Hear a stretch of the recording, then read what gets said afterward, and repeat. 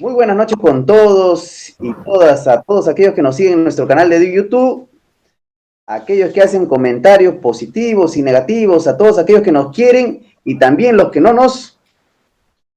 Y nos odian. Muy bien. Todos los que nos odian también son bienvenidos acá en el podcast alternativo. Con Chino y Cachito. Bien, el día de hoy estamos con Luis. Así es, un saludo. Es un poeta cusqueño. Él nació en 1974, pero ya reside varios años ya en Arequipa y es un poeta comprometido. Así que el día de hoy vamos a hablar de literatura, de política, de poesía con él. Cachito, adelante con la reseña. Sí, buenas tardes a todos nuestros escuchas, un saludo total a nuestros seguidores y también a aquellos que nos odian, también les agradecemos que nos vean. Hoy día nuevamente vamos a ver un tema cultural, ya la vez pasada vimos un museo, también la Feria del Libro, y esta vez nos toca a Luis Ormachea, un poeta peruano de larga trayectoria, ha publicado las obras como Índice, Bóveda Rupestre, Apología del Absoluto Cotidiano en el 2007, Tela de Juicio en el 2009, por lo que vemos él escribe desde el 2004, poeta cusqueño, Palabras de Hombres Reunidos bajo Árbol Extranjero en el 2010, 7 relatos breves del 2012, Pabellón de Resuello el 2020, ¿no? Sol de Silencio y Brisa el 2022, ¿no? Él ha sido ganador 2 veces del primer puesto del concurso regional del cuento breve de la revista El Búho. También ha sido el primer puesto en el concurso nacional del cuento en la ciudad de Marca. También ha sido finalista del premio COPE nacional que organiza Petroperú, que es un premio muy prestigioso, ¿no? Donde convergen casi la mayoría de poetas a nivel nacional, incluso internacional, ¿no? Ha sido ganador también de los fondos de concursos de la Municipalidad Provincial de Arequipa para la reactivación de la categoría de poesía. También ganó el premio del regreso de la Municipalidad Provincial de Arequipa, ¿no? Y bueno, según nos comentan acá, lo rechazó porque estaba vinculado a Cerro Verde. Como ven, es un poeta comprometido, es un poeta alternativo. Y bueno, acá en este podcast nosotros recibimos a todos los poetas, a todos los artistas. Bienvenido, Lucho, un gusto, encantados. Realmente estamos muy contentos de tenerte, Lucho Ormachea. Saludos, poeta. Bienvenido. Saludos a todos, gracias por la invitación. Estoy a sus órdenes.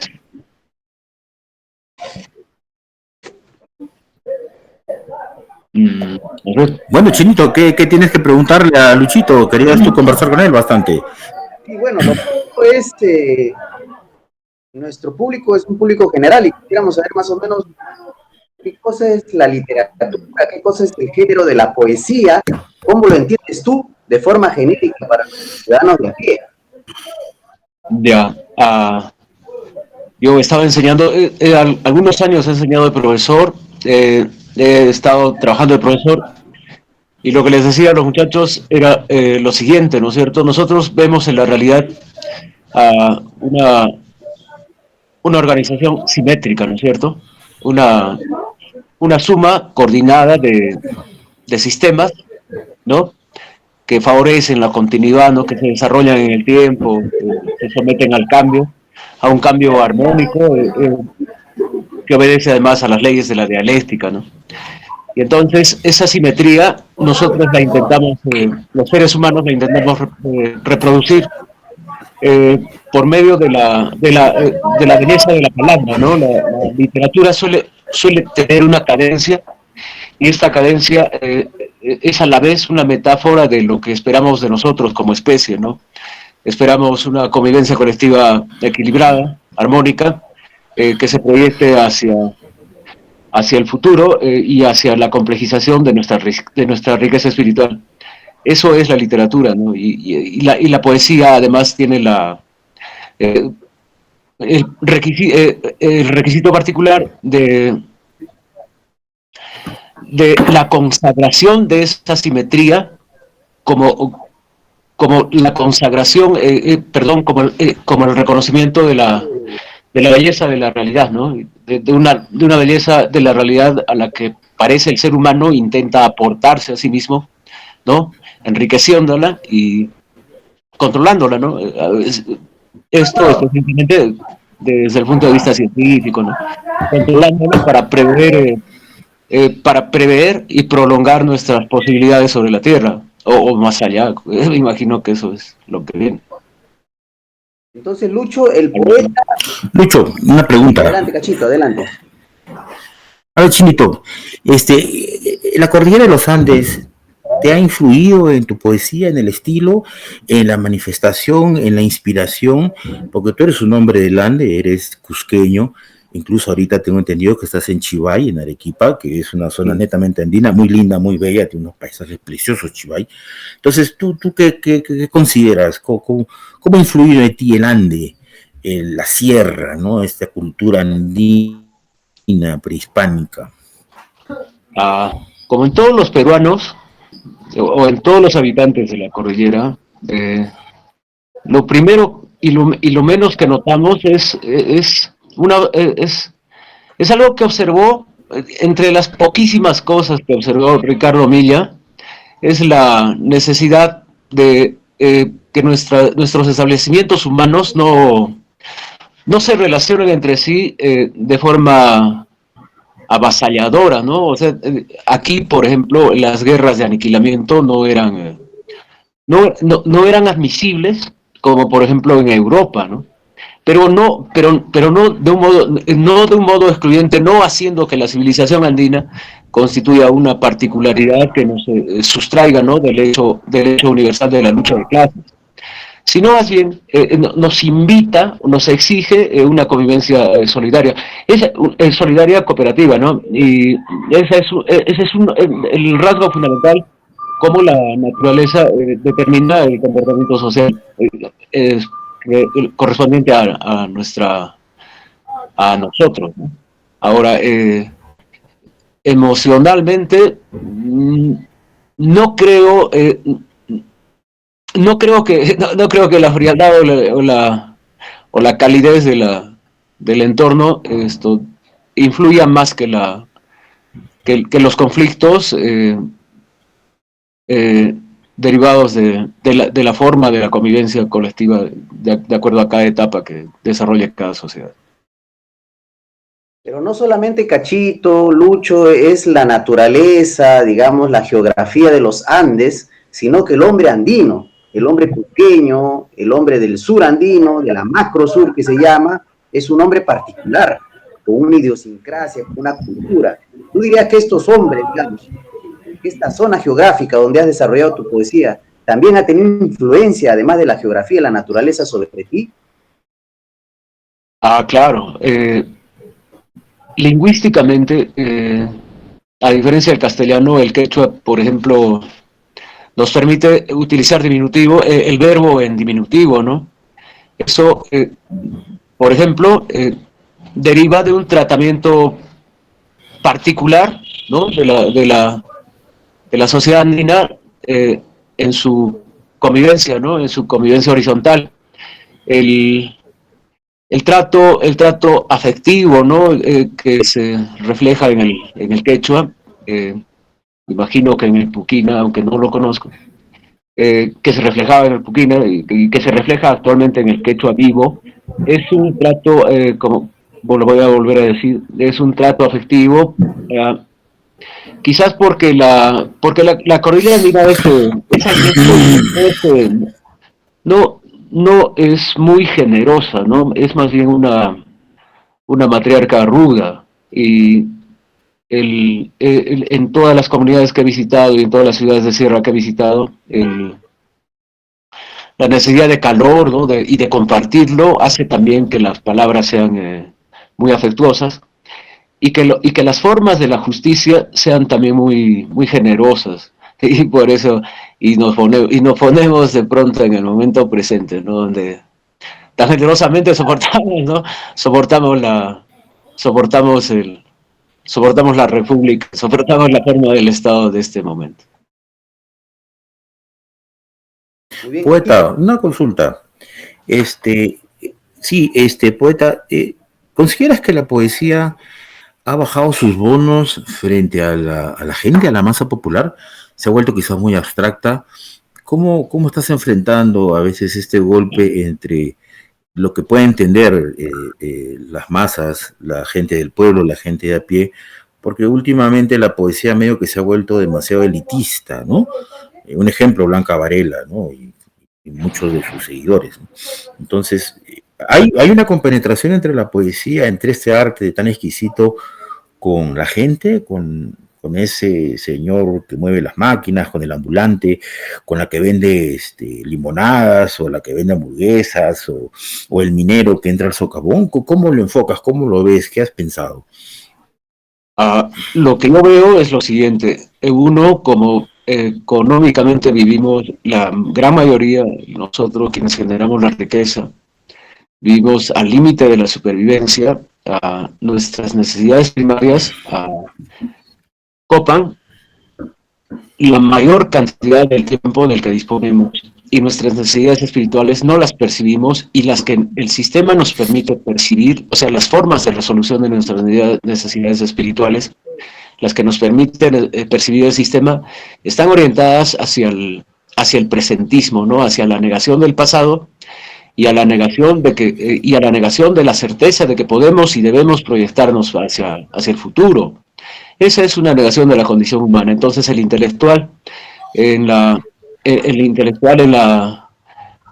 proposición formal, en su necesidad en la necesidad de desarrollar formalmente su arte, esto tiene dos caminos, ¿no? El primero es el arte popular, y el arte popular no es económicamente rentable, o sea, no es rentable, digamos, como en la diglosia, ¿no? El idioma materno no le permite, digamos, a un nacido en una comunidad andina, quechohablante, no le permitiría desenvolverse en todo el país. Entonces adquiere una lengua económica, ¿no es cierto? Que en este caso sería el castellano, y para los peruanos sería el inglés, ¿no? O quizás el chino en el futuro. Entonces ese conflicto provoca que haya dos identidades en cada uno de nosotros, ¿no es cierto? El requisito formal, que es como una nube a la que tenemos que ascender, y es una nube gobernada por los intereses del poder, y el otro, ¿no? Lo que masticamos en secreto, ¿no? Que es nuestra realidad.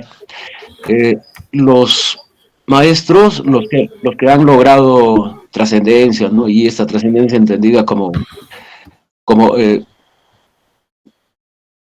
como aquello que existe en la conciencia de las masas, han conciliado la necesidad de desarrollar el camino del arte, y a la vez la necesidad, la responsabilidad de declarar el presente como denuncia, ¿no? Y como posibilidad.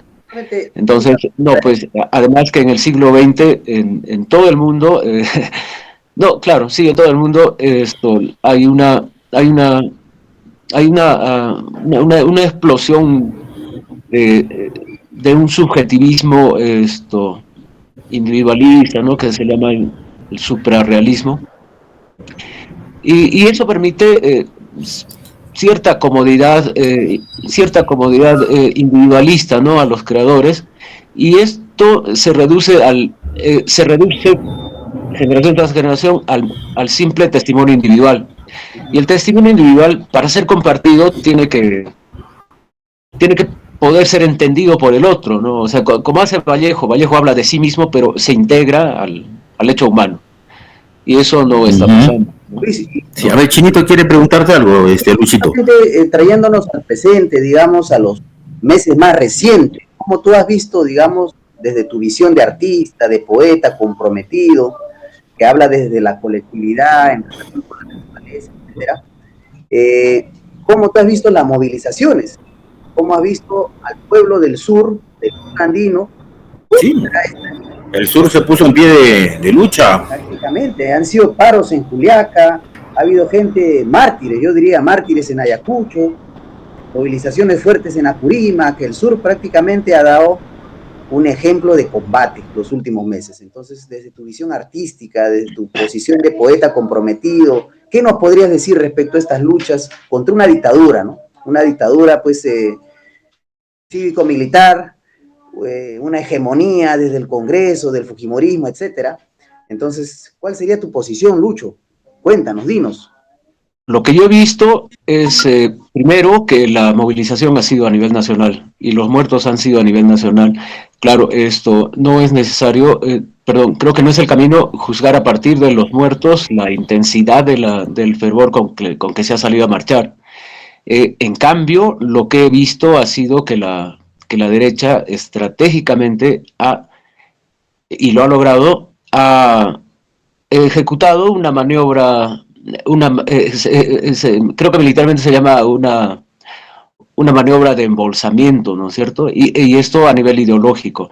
Lo que era un reclamo derivado de la lucha de clases, la derecha y algunos dirigentes obtusos fueron convirtiendo en un reclamo étnico-racial. Entonces, los movilizados del norte de pronto se preguntaban, ¿yo qué tengo que ver con Juliaca o qué tengo que ver con Ayacucho, ¿no?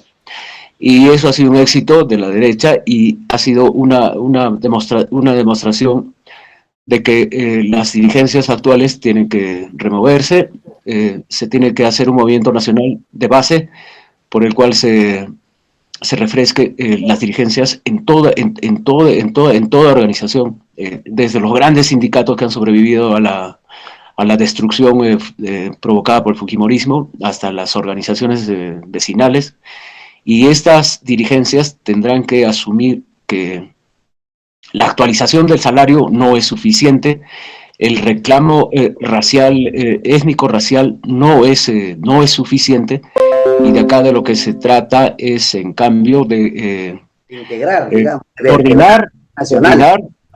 coordinar y articular cualquier movilización con todas las organizaciones populares a nivel nacional, sea cual sea el objeto, el objetivo que los movilice.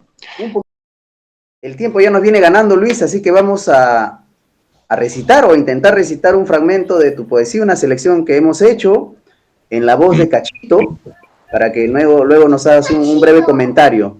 Adelante, Cachito, ¿lo tienes ahí? Te escuchamos. Sí, por supuesto. Uno de los fragmentos que más me gustó de este poema, de este poemario Bóveda Rupestre, ¿no? Escrito por Luis Ormachea, ¿no? A ver, este es un fragmento, a mí me gusta bastante la poesía romántica, así que tenía un tufo romántico, Lucho, así que me tomé la libertad de tomar este fragmento. Y ahí va, a ver, para todos los amantes de la poesía, dice: el amor no desaparece, brilla en la calle equitativa, afanoso por dar, ofrecernos sus brazos, reflejan los del animal, atado sobre su duda, subiéndose el leño del grito, cada partícula de polvo ayer supo quedarse en el sonido de su nombre dibujado con símbolos.